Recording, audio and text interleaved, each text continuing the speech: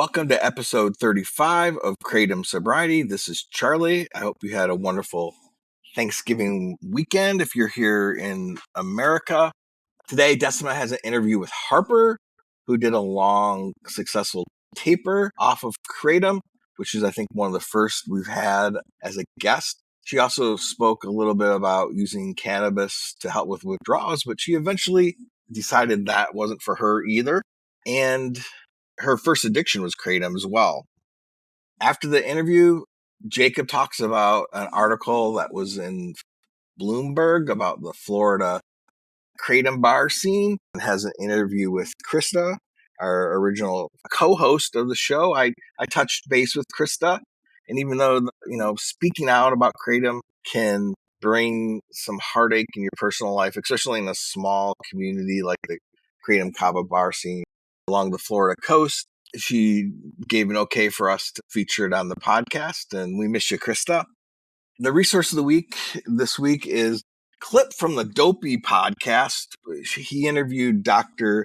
Nzinga Harrison, who has a new book coming out, and she talks a couple minutes about the risks of Kratom. And Dave from the Dopey gave me permission to feature it this week. So I'm talking about tapers, a couple listeners that are doing some successful tapers, and I want to do some shout outs to them. C, who is in a European country where Kratom is illegal, has been doing a slow, meticulous taper since January 1 and is hoping to jump at the beginning of the year. So good luck with that. And then J, who I don't think the taper has been quite as long. She ended her taper on Wednesday before Thanksgiving and is reporting very mild, if anything, symptoms. So that's good news as well. And in conclusion, I will read an email we got from a listener this week. Hello. Kratom was brought into my life by a mentor who owned a kava bar. He insisted all the normal stuff, non-addictive, etc. I started drinking Kratom tea daily immediately. Within 6 months, my spidey senses told me I was playing with fire, but the benefits were still so good. I steadily increased my dose until I was drinking over a gallon of tea a day. I made a bunch of life-changing decisions. Then the day came when I felt like I woke up from a nightmare. The anxiety came back. It was like I woke up to this new life and panicked. No matter how much Kratom I took, I still knew I had caused an immense amount of damage. I tried to quit for the first time and knew I was absolutely screwed. That was 4 months ago. Today, I am on my third day of lips vitamin C. I cut my dose from that gallon all the way down. It's a rapid taper. Thanksgiving will be my last day. Your podcast has helped immensely, and I'll have myself back in an AA meeting on Monday. Thank you for everything, and I will be happy to share my story.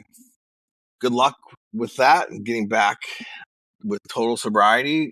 Kicking Kratom can be hard, can sneak up on you, but it is very possible to quit, as all of our guests to date have shown, and hopefully myself, Jacob, and Decima have done as well through everything we've been talking about on the podcast. So now for the interview with Harper.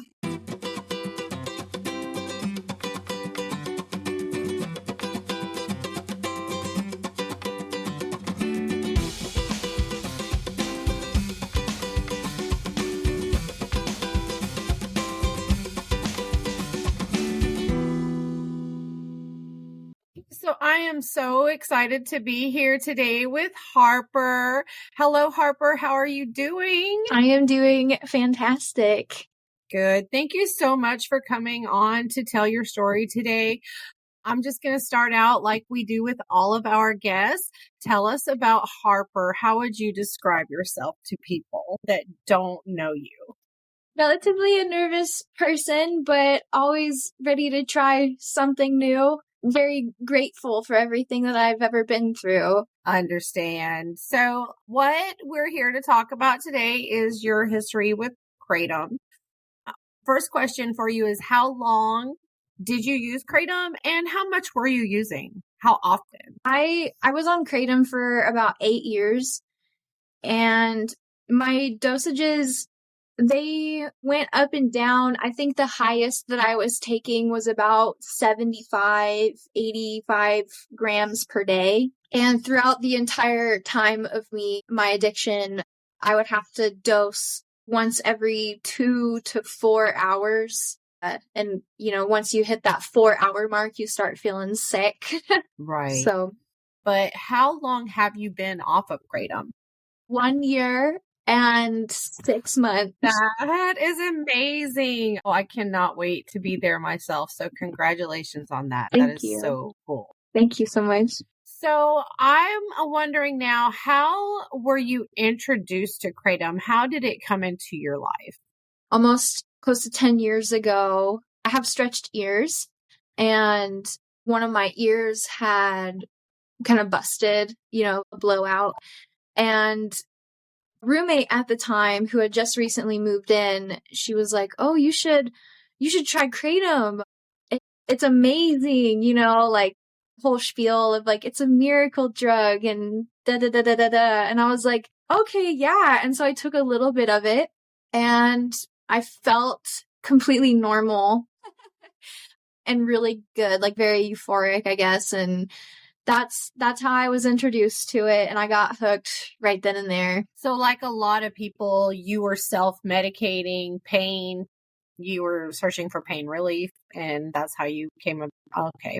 So unfortunately, a lot of us do start that way, and we end up falling into that trap. And did you have a history of drug use or drug addiction, abuse, anything like that in your past? Or was Kratom your first rodeo with addiction? Kratom was my first addiction. I've never had an issue with anything. I mean, I would drink occasionally. I didn't even smoke weed before I tried Kratom. So yeah, it was my first addiction, and hopefully my last. I'm so sorry that, Kratom caught you off guard like that. A lot of people in the, in this community, we do have a history of drug abuse, but I have heard stories, from people like you that didn't. And I think that's just so sad because, you were caught off guard by the hype about it's a natural supplement and it's gonna, at first it does feel like a miracle. So I'm really sorry that you were caught off guard like that. It was a surprise, but At what point and how long into your use did you start seeing signs that it was a problem, and what were those signs? So I spent, it's kind of embarrassing, but I saw the signs. I denied them for a very, very long time, up until I would say like my 6th year of addiction.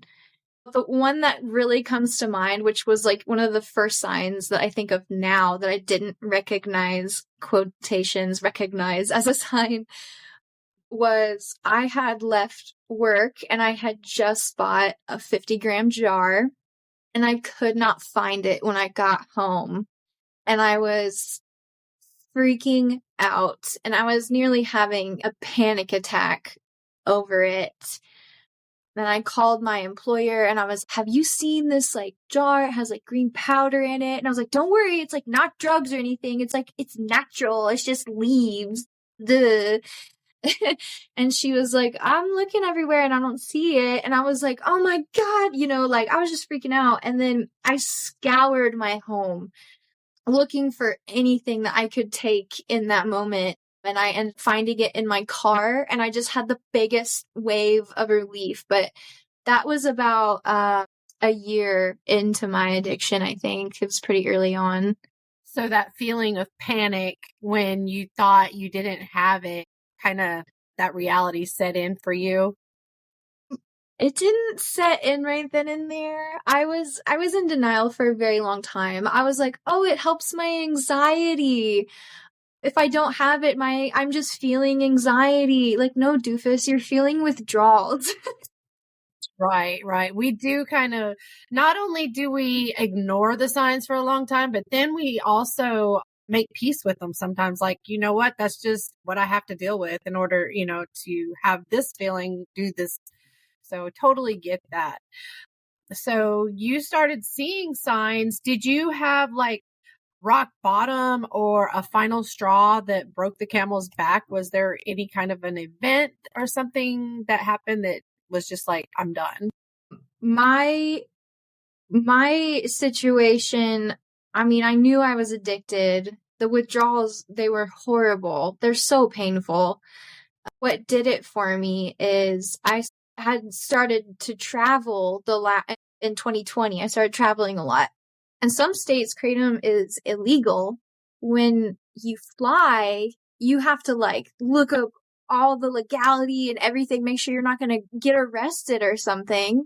And the first time I flew, I just remember going into the airport bathroom with a thing of orange juice and going in a stall and putting this powder. And I felt like, oh my gosh, am I really feeling this underlying shame with this? Like I'm hauling ass between the gates, right? I've been there. Yeah, like I'm literally in a bathroom stall putting stuff in a drink. But what really hit me was I went to Washington State, and they have a rainforest up there called Ho National Rainforest and Solduck Rainforest. This was in September of 2021. And as I was walking, we were like 20 miles away from civilization, near like up in the mountain practically. And I just remember feeling so sad the entire time that I was there, in the most beautiful place I've ever been in my entire life. It was, and this might sound like cuckoo bananas, but it was almost like the rainforest had a message for me. And she was like, are you sure you want to accept this as your life? Because at that moment, you know, before I went there, I was just like accepting, like, this is going to be my life forever. I don't care. This is going to be my life forever. Walking around in the most beautiful place I've ever been in, and knowing that I had like my dosage in my backpack and a backup drink just in case I blew through my first drink. Knowing that if we were to get lost or stranded or stuck somewhere, I would be absolutely screwed. So when I got home, I joined the group, the Quitting Kratom group, and that was my first step. I didn't really know where to go from there, but, you know, just looked up how to taper and stuff. And I'm just very grateful to go on that trip and for all this like beautiful nature to be like, look how lively we are, and you feel so dead inside. I absolutely can relate to that too. I can't tell you how many trips I feel like were spoiled by my kratom use. I remember even waiting for the mail one time at my brother's in Montana, like this place that I love and can totally relate. Taking kratom, I even took kratom in porta potties at concerts. That's how bad. So I feel you. I'm just so glad that you found us so that, you can share your story and be an inspiration. This next question wasn't on the list, but I'm going to throw it in because I think it's an important one. But I'm wondering what kind of like symptoms, like withdrawal symptoms, did you have when you quit kratom? So when I quit, my goal was to go as slow as possible to allow my body to accumulate. Just from the research that I had done, is that kratom sticks in your system for a very long time. And I almost wanted to treat it like a morphine drip, I guess. I don't know how else to explain it. But the withdrawals that I experienced while I was tapering were very minimal. I definitely had like my cravings. The RLS wasn't as bad as I thought it was going to be, based on like, I did try to quit cold turkey once, and that was it. Wasn't as bad as I thought it was going to be. It was more mental than anything, honestly. The boredom is what really was a kicker for me. You just sit there and you're like, it's like trying not to text an ex or something. I don't know how else to describe it. Especially if that ex lives right around the corner by the convenience store, and it's that easy. So definitely get that for sure. Yeah. Understand that you tapered and that made, your withdrawal a lot easier. I commend your willpower there. I never had the willpower to taper, but I do believe that if you're able to do that, that it is super helpful. And it sounds like it was for you. Did you create your own taper schedule? What did that look like? Yes, I did actually. So because it's a powder, you can't really gauge your doses on like teaspoons, tablespoons, stuff like that. You have to get a weight on it. And so I ordered a jewelry scale off of Amazon. It was like this itty bitty thing that most people would be weighing like cocaine or something on. And the first week or two, I needed to find out exactly how much I was taking per day and then started from there. I would go from the doses. So I would take like, let's say I was taking like 40 grams a day. I would break it down into little increments. So every 2 hours, I would take like, 10 grams or something. And then as my dosages went down, and I would say like I took probably like 0.2 grams off per dose, like very, very small increments every like couple weeks. Like it wasn't frequent.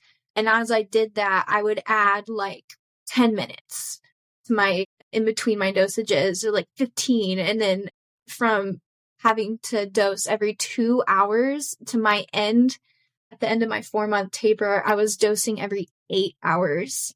I recorded every dose in a journal. I took that journal with me everywhere. When I remember I went on a trip and I stuffed that journal in my backpack. I stuck my little jewelry scale in there and my bag of Kratom. And I would weigh it in the car, and then I would write it down, how much I took.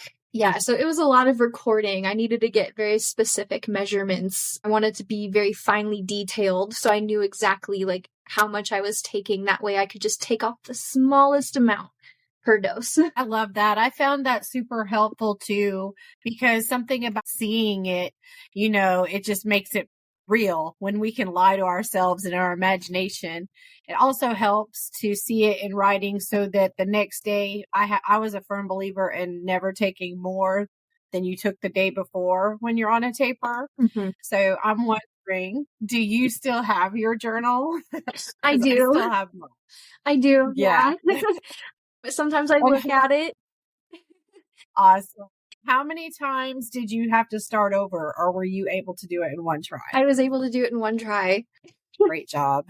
Yeah, I was very surprised I was able to do it in one try. But like you had said, being able to look at it and see it and visualize the progress that you've made, it almost became like a game to me. Like you're racking up points, and if you take more than you should, you lose points. And at that journal and be like, oh my gosh, I started at like 70 grams a day and I'm down to 10. Like, that's insane.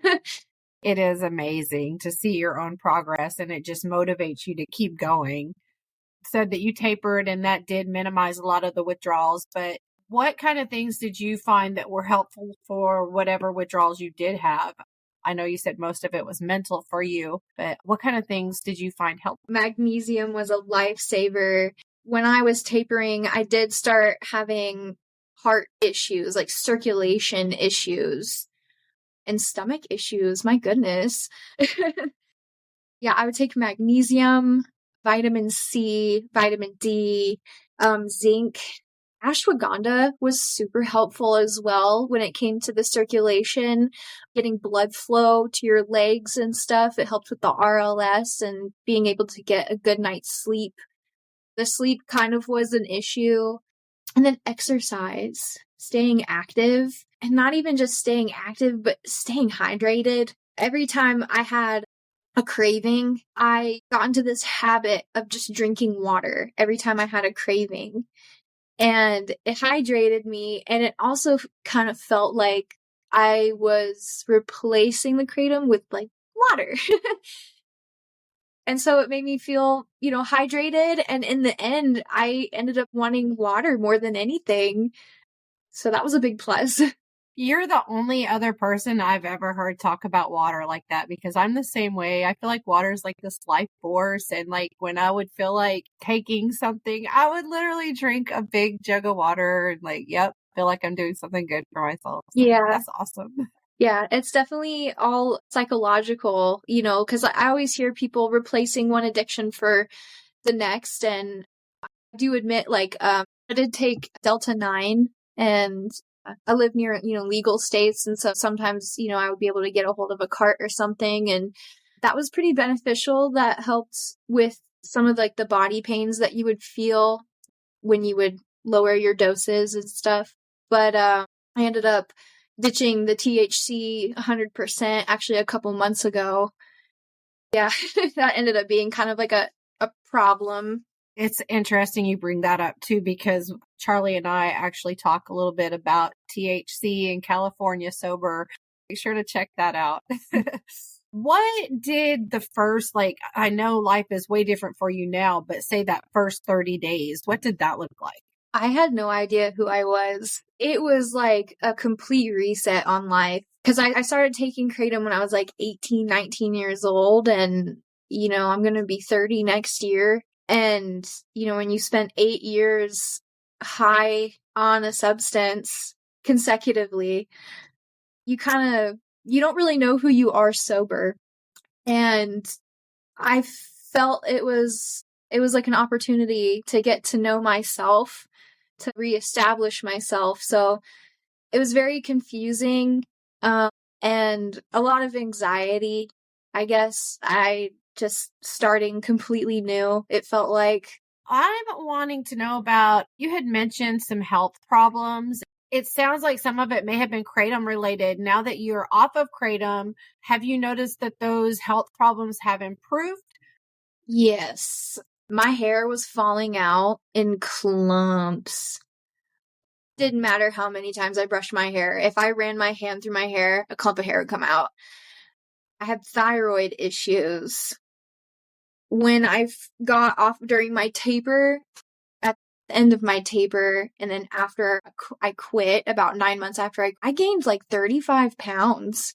It was like my thyroid just went, and the stomach issues, Kratom makes you constipated. At least for me, it did. And now I have like TMI, but normal bowel movements. Yippee. Yeah, just a lot of like internal stuff, like stomach pains. I don't know if you would get like stomach cramps, and your stomach would just feel so acidic. Like you could just taste the bile in your spit, or it was just so crazy weird. Yeah, all of those things have disappeared around, I would say, like a little after a year. It took a bit for my body to finally like level out, but I'm very grateful to feel normal now. I'm grateful that like I don't think I have any long-term symptoms, hopefully. Although I do experience pause sometimes still, which surprised me because I'm like a year and 6 months in, but it's not as frequent as it used to be. So now that you're on the other side for a year and a half, let's fast forward a little bit past the 30 days. What is life like for you now? And what is your favorite thing about being on the other side? Life is so good. I'm very grateful. I'm exceptionally grateful. Sorry. Okay. It's a beautiful thing.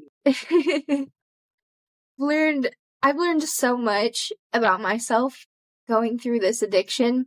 One of the things that I've learned was how to accept suffering. I just remember laying on the floor, scrolling, and I saw a Buddhist monk, and he was talking about suffering and learning how to accept it. And I stopped on that video and I watched it, and he was talking about how to be mindful of your suffering, how to be accepting of it, how to be grateful for it. And once I learned that, I suffered much less.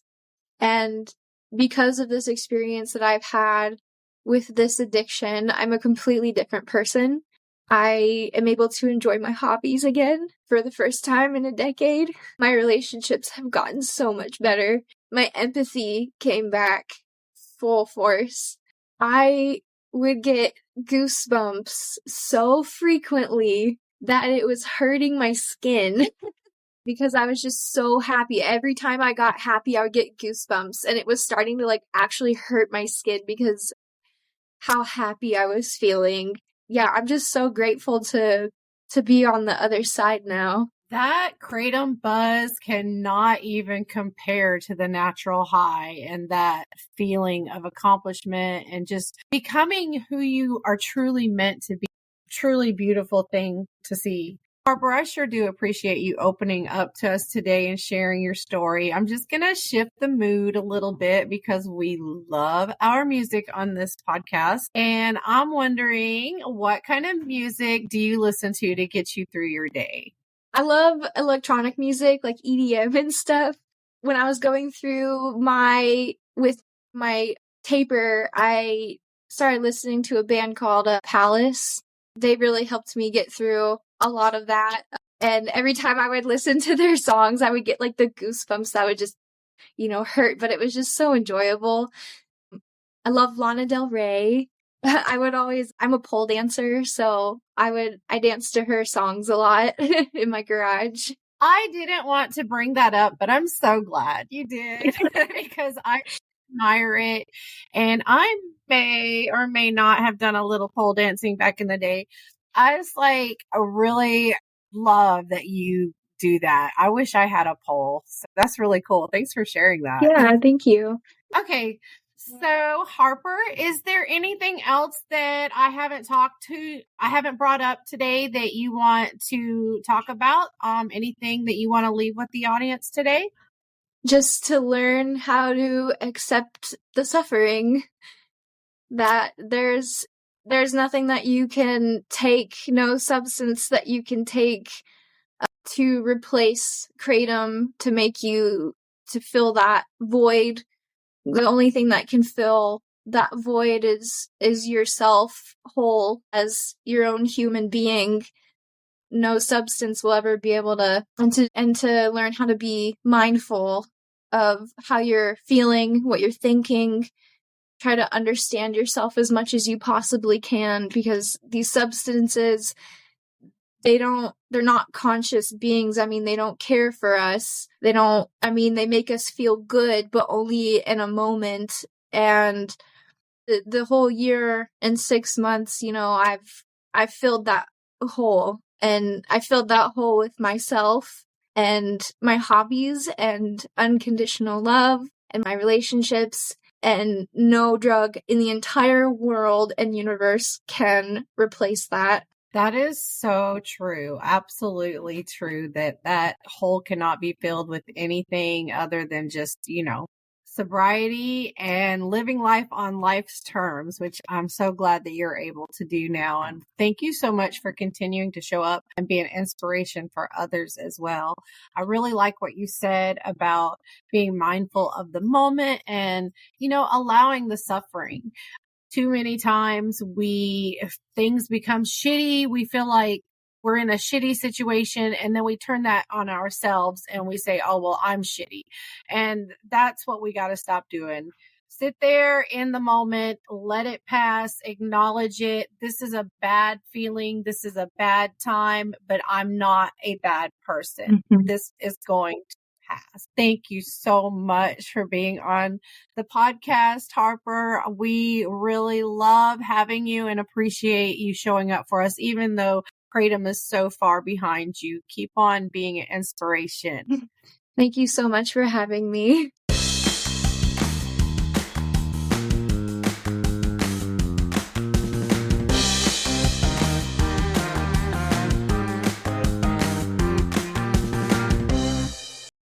Kratom in the headlines.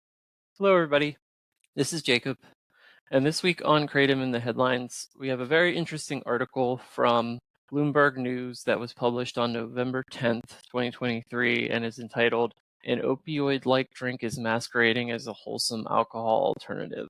So the article starts out by saying that Kratom is growing in popularity in the US despite its potential.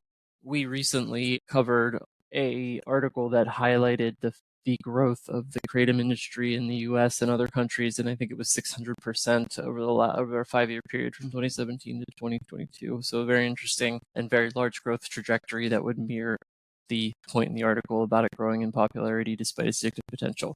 Anyway, the article starts out by quoting and highlighting a former host of the podcast, Krista. So basically, to summarize what it says, basically, kratom had filled a hole in her life, and she started using it because she thought it was essentially without the risk of addiction, like many of us find ourselves in, and also that it was a good alcohol alternative, which is something that I was led to believe as well.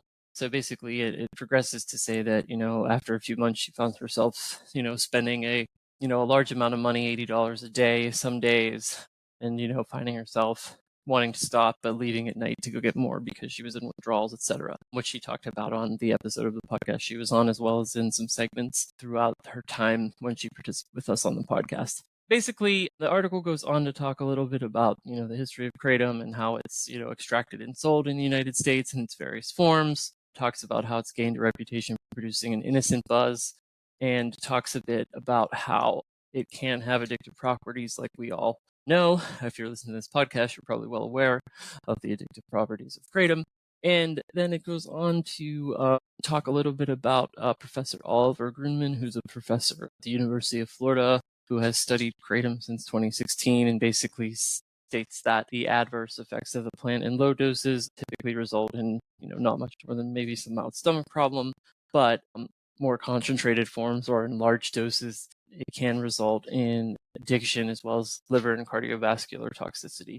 But basically highlights, as many researchers do when they're talked to for these type of articles, that the jury's really still out on kratom because there haven't been rigorous clinical studies, so we just don't know a lot about it. So what the article really focuses in on is the fact that there are all these kava bars popping up, and Florida in particular has a very high concentration of them. But one of the people that is pretty prominent in the industry, Jeff Bowman, he's a major kava distributor, and he was one of the first proprietors of a kava bar back in the early 2000s, is quoted as saying that many bars like his are seeing that kratom sales far outpacing kava sales, and he adds that up to essentially, people keep coming back for kratom, maybe because it's addictive. He doesn't say that, but that's what I think he might be alluding to. I don't want to speak for him.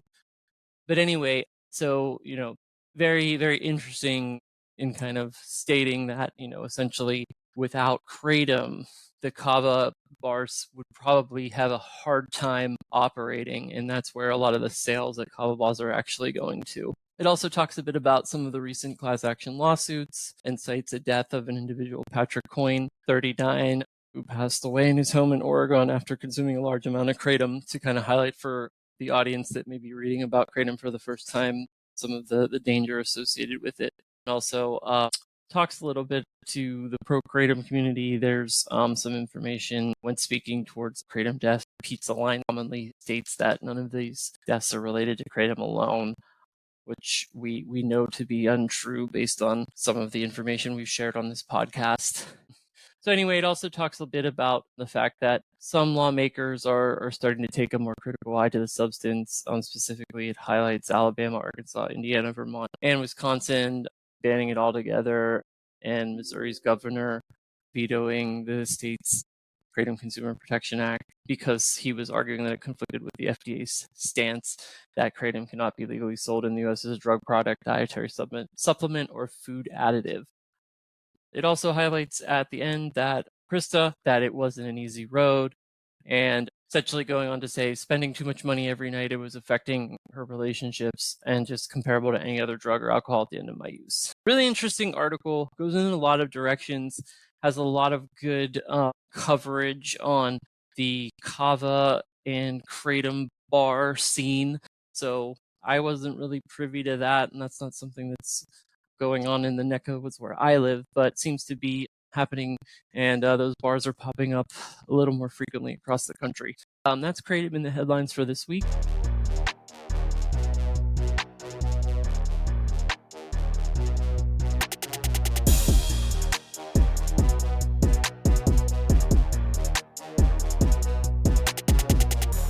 resource of the week.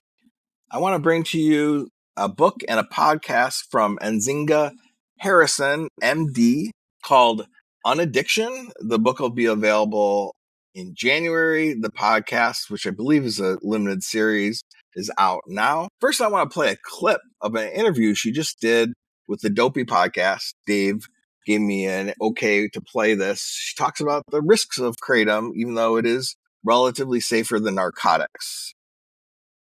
Now, what about Kratom? Yeah. You dealing with that at all? Yeah, I'm dealing a lot with that, actually. So Kratom is thought to be a natural substance. It mimics opioids, so it binds the opioid receptor, so it acts like opioids. And so it was billed as a natural way to get off of opioids, which certainly using Kratom is safer than using opioids. But Kratom in itself is addictive because it's on the opioid receptor. So we're taking care of a fair number of people who have become addicted to Kratom, and it is a very difficult withdrawal. So I'm taking people from heroin to buprenorphine, Suboxone. I'm taking people from Kratom to Suboxone also.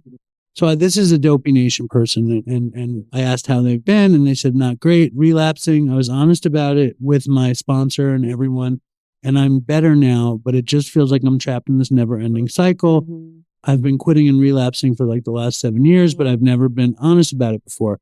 I was hoping being honest would help, but now it's just like triply embarrassing when I fall down again and again. And I said, what are you using? Because I knew they were using Kratom. And they said, yeah, mostly. I just use the Kratom extract shot, and they're really expensive and just terrible. Mm-hmm. It feels like taking like 6 perks. Exactly. It's crazy, the extracts. How he's describing these Kratom extract shots, like just feels like taking 6 perks. That's because it's hitting the opioid receptor. And the withdrawal is really just prolonged and intense for people. I think that the worst thing about it is they feel as though it's better than heroin. Yeah. It's better than Kratom. And it's like, I feel like I've encountered a lot of people who went from opiates to Kratom, hoping to skip Suboxone or something. And then they wound up on Suboxone, or even going from like a different opioid to Kratom to Suboxone to heroin to fentanyl. Yep. You know, the train is not a direct line. No, it's not a direct line. And this year, Kratom, it just seems like so many people are coming out of the woodwork with prop. Thanks. I think that clip speaks for itself. Another reason why this is a good resource is this podcast is decidedly very white. Everybody we've interviewed, all the co-hosts are Caucasian. That's reflective of Kratom use in America is, on average, largely the typical person that uses Kratom is a 30-something white male. But Dr. Harrison brings to the table a different perspective that I can't offer. One of the issues with drug policy, the war on drugs, drug prohibition, as it has very racist roots. And to this day, there's echoes of this in the treatment world, all the way to blatant, inherent racial inequities, all the way up and down. And if you, listener, if you're a Kratom user and you are a person of color, please email us at Kratom Sobriety. We'd love to talk to you because we know, just like America is diversifying, Kratom uses as well. And we want to be there for everybody. There's probably things we're missing here in the way we're covering it. I'll put all this information in the show notes, and find us on any social media channel to connect with us. And until next time, keep it Kratom free.